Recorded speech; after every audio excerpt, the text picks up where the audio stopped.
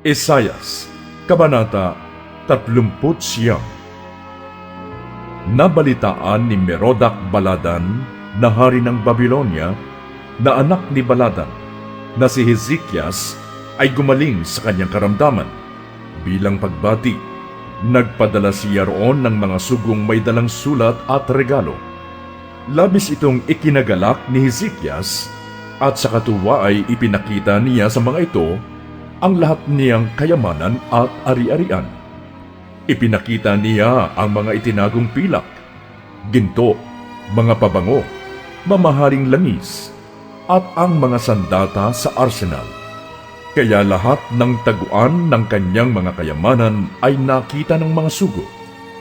Nang dumating si Isayas, tinanong niya si Haring Hezekias, "Saan ba nanggaling ang mga taong ito?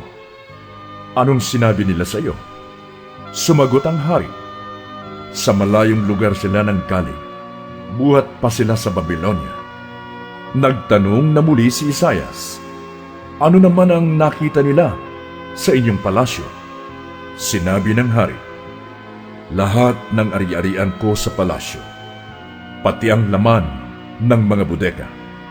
Dahil dito'y sinabi ni Isayas, "Pakinggan ninyo ang ipinapasabi ni Yahweh na makapangyarihan sa lahat. Darating ang panahon na ang lahat ng ari-arian ninyo, pati ang tinipon ng inyong mga ninuno, ay dadalhin sa Babylonia. Walang matitira sa mga iyon. Pati ang iyong salinlahi na ipapanganak pa lamang ay dadalhin sa Babylonia at gagawin nilang mga eunuko sa palasyo ng hari."